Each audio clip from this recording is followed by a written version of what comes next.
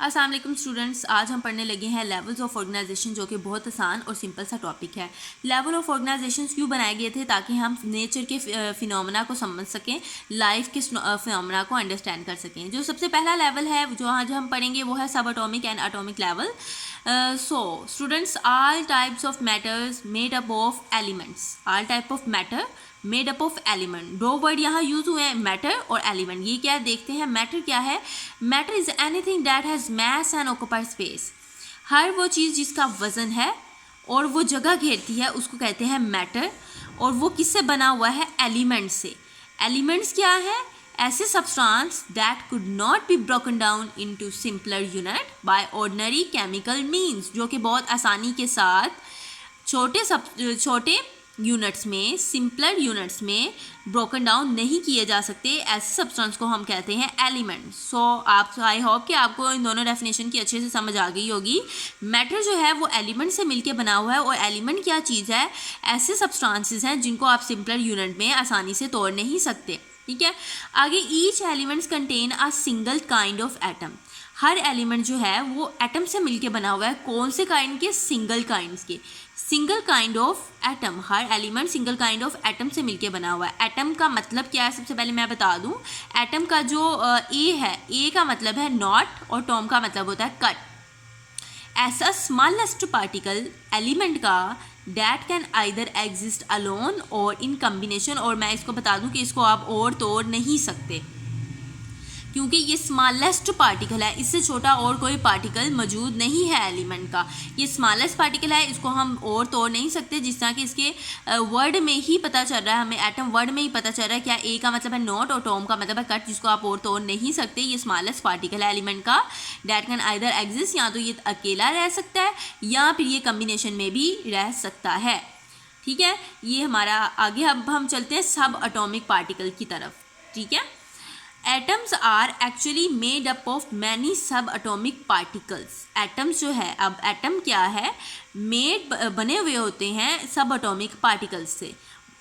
Stable सब atomic particle कौन कौन से हैं? वो है इलेक्ट्रॉन, प्रोटॉन एंड न्यूट्रॉन। ये स्टेबल जो है वो सब एटॉमिक पार्टिकल्स हैं। नेक्स्ट चलते हैं बायो एलिमेंट्स की तरफ। बायो एलिमेंट्स क्या होते हैं? बायो एलिमेंट्स ऐसे एलिमेंट्स होते हैं that take part in making the body mass of a living organism. एक लिविंग ऑर्गेनिज्म का जो बॉडी मैस है उसको बनाने में जो एलिमेंट्स इस्तेमाल होते हैं उनको कहते हैं बायो एलिमेंट्स। और नेचर के अंदर टोटल 92 एलिमेंट्स हैं, प्रेजेंट हैं, जिनमें से 16 को सिर्फ आप बायो एलिमेंट्स कहते हैं क्योंकि वो बॉडी मैस बनाते हैं लिविंग ऑर्गेनिज्म का। उनमें से भी अगर हम 6 की बात करें तो 6 जो होते हैं वो 99% टोटल मैस बनाते हैं। यानी जो 6 एलिमेंट है उनका जो है बॉडी मैस बनाने में सबसे ज़्यादा किरदार है। वो 6 एलिमेंट्स कौन से हैं जो 99% टोटल मैस बनाते हैं बॉडी का? उनके बारे में देखते हैं। तो ये क्या है? सबसे फर्स्ट वन है oxygen, the second one is carbon, the third one is hydrogen, nitrogen, calcium and phosphorus. अब इनको मेमोराइज़ करने का तरीका क्या है? तो मैं आपको बताती हूँ। इनको अगर आप लॉन्ग टाइम याद करना चाहते हैं, मेमोराइज रखना चाहते हैं, तो इसको आप इस तरह याद कर सकते हैं, ओशन कैप, ओशन कैप। अब इसकी परसेंटेज की तरफ आते हैं तो सबसे ज़्यादा जो है टोटल मैस के अंदर, टोटल मैस जो बनाती है हमारी बॉडी का, उसमें ऑक्सीजन आ जाती है। ऑक्सीजन कितने परसेंट है? 65%। कार्बन है 18%, hydrogen is the 10%, nitrogen is 3%, calcium is 2%, phosphorus is 1%। अगर आपने ओशन कैप इसको इसी तरह याद कर लिया तो आप इसको 65%, फिर 18, 10, 3, 2, 1 इस तरह करके मेमोराइज़ कर सकते हैं। तो ये जो टोटल अभी हमने पढ़ा, इसको हम जल्दी से रैप अप करते हैं। शुरू से हमने आज पढ़ा कि क्या था लेवल ऑफ ऑर्गेनाइजेशन का। सबसे पहला लेवल हमने स्टडी किया, ये क्यों बनाए जाते हैं, ताकि हम लाइफ के फिनोमेना को समझ सकें। फिर सब एटॉमिक और एटॉमिक लेवल सबसे पहला लेवल है, और उसमें क्या है कि जो तमाम के तमाम मैटर होते हैं वो एलिमेंट से मिलके बने हुए होते हैं। आगे से जो एलिमेंट्स होते हैं वो सिंगल काइंड ऑफ एटम से मिलके बने होते हैं। एटम के अंदर मौजूद होते हैं सब एटॉमिक पार्टिकल्स। वो सब एटॉमिक पार्टिकल कौन कौन से हैं? Electron, proton and neutron. अब मैं आपको इसकी सिंपल छोटी सी एक जो है स्ट्रक्चर दिखा देती हूँ एटम का, सिंपल सा। तो ये देखिए स्टूडेंट्स, ये एक मैंने सिंपल सा स्ट्रक्चर बनाया है एटम का, आपको अंडरस्टैंड करवा सकूँ कि एटम एक्चुअली में क्या है और उसके सब एटॉमिक पार्टिकल्स हैं। तो ये एक एटम मैंने बनाया है, ठीक है।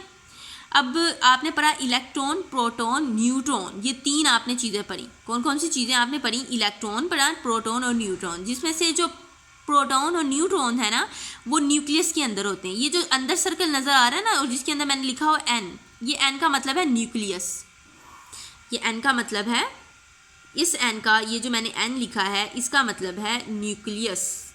न्यूक्लियस न्यूक्लियस के अंदर मौजूद होते हैं प्रोटॉन एंड न्यूट्रॉन, और बाहर जो आपको ये नज़र आ रही हैं, ये जो सर्कल आपको नज़र आ रहे हैं ये होते हैं शेल। ये क्या होते हैं? शेल्स। और इन शेल के अंदर क्या होते हैं? इलेक्ट्रॉन्स मौजूद होते हैं। रेड कलर के जो मैंने बनाए हैं ना, ये देखिए अंदर वाले जो शेल है उसके अंदर भी 2 इलेक्ट्रॉन्स मैंने बनाया है। जो आउटर मोस्ट शेल है, सबसे बाहर वाला जो शेल है उसके अंदर मैंने 3 इलेक्ट्रॉन्स बनाए हैं। तो मैं आपको ये समझाने की कोशिश कर रही हूँ इस स्ट्रक्चर के साथ कि जो एटम के अंदर मौजूद होते हैं वो होते हैं प्रोटॉन और न्यूट्रॉन। एटम के न्यूक्लियस के अंदर जो मौजूद होते हैं वो होते हैं प्रोटॉन और न्यूट्रॉन, और जो इलेक्ट्रॉन्स होते हैं वो आउटसाइड द शेल रिवॉल्व करते हैं। और ये एटम और किस एटम के साथ रिएक्ट करेगा ये आउटर मोस्ट शेल में मौजूद इलेक्ट्रॉन्स हमें बताते हैं। सो ये हमारा आसान सा सिंपल सा टॉपिक था।